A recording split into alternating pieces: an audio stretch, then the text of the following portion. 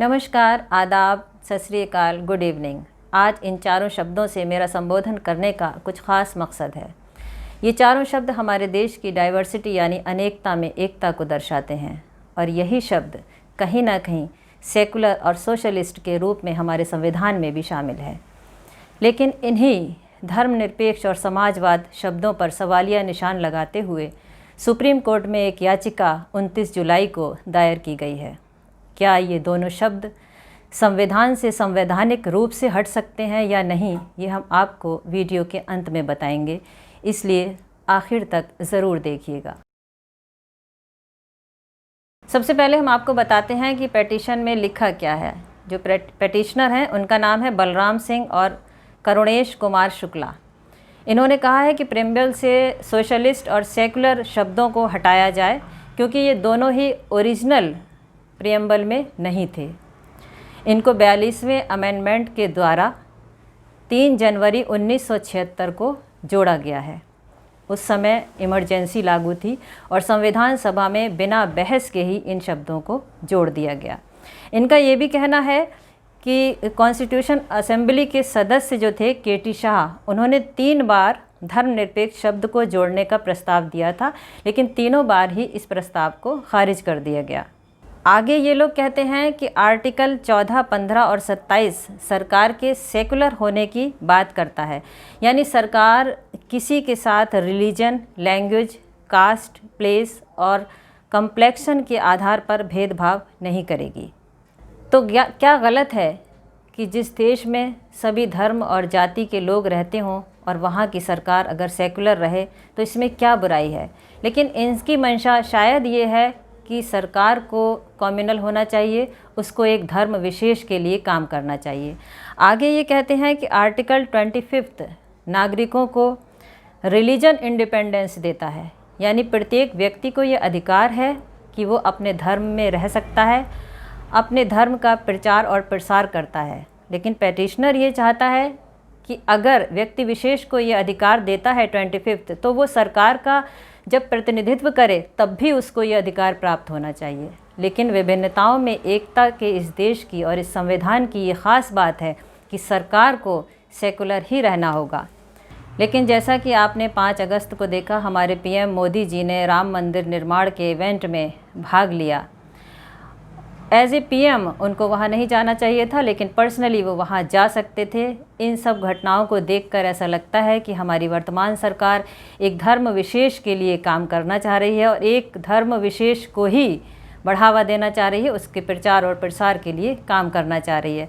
अब बात हो रही थी पेटिशन की। आगे पेटिशनर ये कहता है कि इसके तहत जो पॉलिटिकल पार्टीज़ हैं उनको जब रजिस्ट्रेशन के लिए जाना होता है तब ये ओथ लेनी पड़ती है कि वो सेकुलर ही रहेंगी। और इसमें ये भी कहा गया है कि जो जन प्रतिनिधित्व कानून की धारा 123 है वो ये कहती है कि धर्म के आधार पर वोट नहीं मांगेंगे। कहने का मतलब ये है कि पेटिशनर का मकसद साफ है, सरकार को कम्युनल होना चाहिए, सरकार का कोई धर्म होना चाहिए ताकि वो एक धर्म विशेष के नाम पर वोट मांग सके।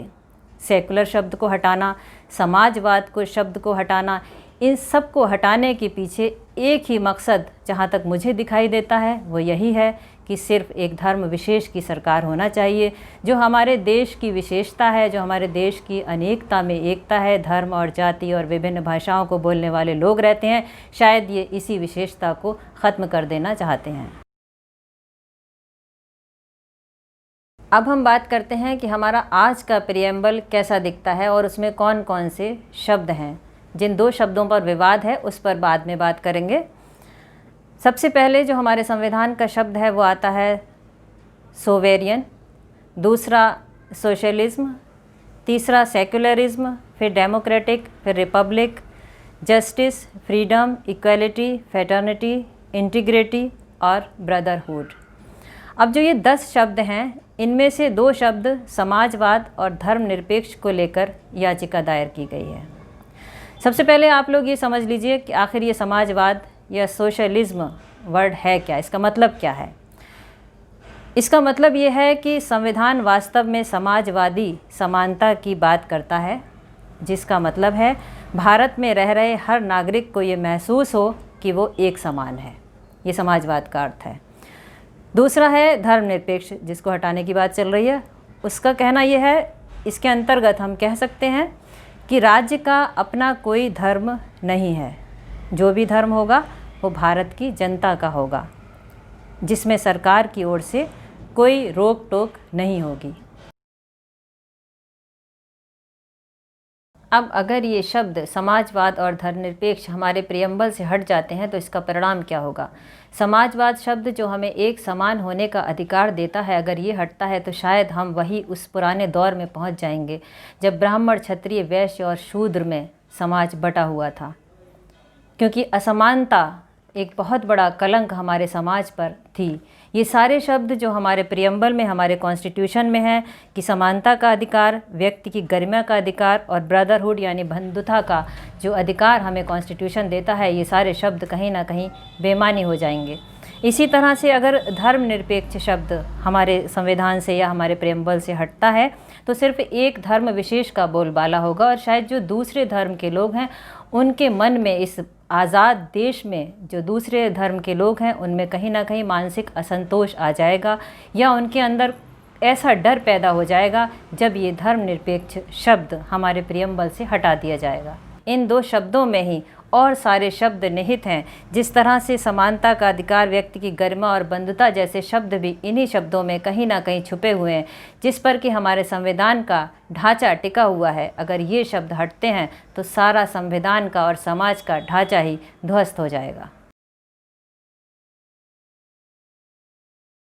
जैसा कि हमने वीडियो के शुरू में कहा था कि हम आपको एंड में बताएंगे कि ये शब्द समाजवाद और धर्मनिरपेक्ष संविधान के प्रियम्बल से हट भी सकते हैं या नहीं, चाहे कोई भी पार्टी हो, चाहे बीजेपी हो या कोई और पार्टी हो। मेरे हिसाब से ये शब्द संविधान के प्रियम्बल से नहीं हट सकते। इसके 3 कारण हैं। सबसे पहला कारण यह है कि जब 1976 में 42वां संशोधन के ज़रिए ये शब्द जोड़े गए थे तो उससे भी पहले 1973 में सुप्रीम कोर्ट के Kesavananda Bharati versus state of Kerala SC 1461 case के एक हिस्टोरिकल जजमेंट में ये कहा गया था कि secularism is the basic structure of our constitution.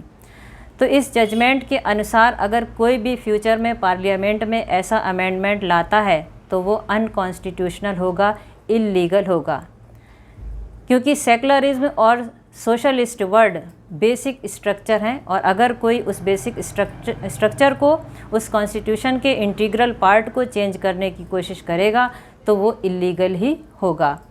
और फिर सुप्रीम कोर्ट में अगर चैलेंज करता है तो सुप्रीम कोर्ट से भी उसे खारिज कर दिया जाएगा। तो इस बात का एग्जाम्पल इससे भी लिया जा सकता है कि जब कॉन्स्टिट्यूशन में NJAC यानी नेशनल जुडिशियल अपॉइंटमेंट कमीशन कानून को ऐड किया गया, जिसके माध्यम से सुप्रीम कोर्ट, हाई कोर्ट के जजेस को अपॉइंट करना था, तो इसे SC में चैलेंज किया गया और SC के कॉन्स्टिट्यूशनल बेंच ने उसे खारिज कर दिया। तो अब शायद ऐसा ही कुछ इस पिटीशन के साथ भी होगा अगर संविधान के दायरे में जजमेंट आता है।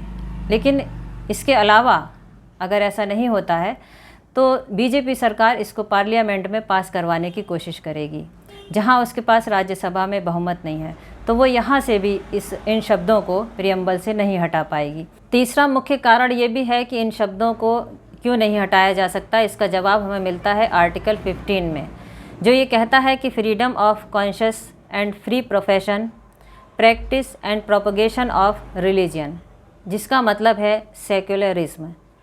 इसका मतलब अगर आप इस शब्द को या इन शब्दों को प्रियम्बल से हटा भी देते हैं तब भी हमारा कॉन्स्टिट्यूशन नेचर से, करैक्टर से और आत्मा से सेकुलर ही है। तो हमारे हिसाब से अगर ये दोनों शब्द प्रियम्बल से हटा भी दिए जाएं तब भी कॉन्स्टिट्यूशन से ये शब्द नहीं हट सकते, क्योंकि हमारा जो संविधान है ओरिजिनली सेकुलर है। जब हमारा संविधान ही सेकुलर है तो इन शब्दों को हटाने और लगाने का कोई मतलब ही नहीं होता है। लेकिन ये शब्द समाजवाद और धर्मनिरपेक्ष हमारे भारत जैसे देश की, जहाँ पर विभिन्न भाषाएं और जाति और धर्म के लोग हैं, यहाँ इन शब्दों की बहुत ज़्यादा महत्ता है, इन शब्दों की ज़रूरत है और इन्हीं शब्दों पर हमारा समाज टिका है, जिनको किसी भी कीमत पर हटना नहीं चाहिए। ये हमारे विचार हैं। आपके क्या विचार हैं कमेंट बॉक्स में ज़रूर लिखिएगा। आज बस इतना ही। नमस्कार।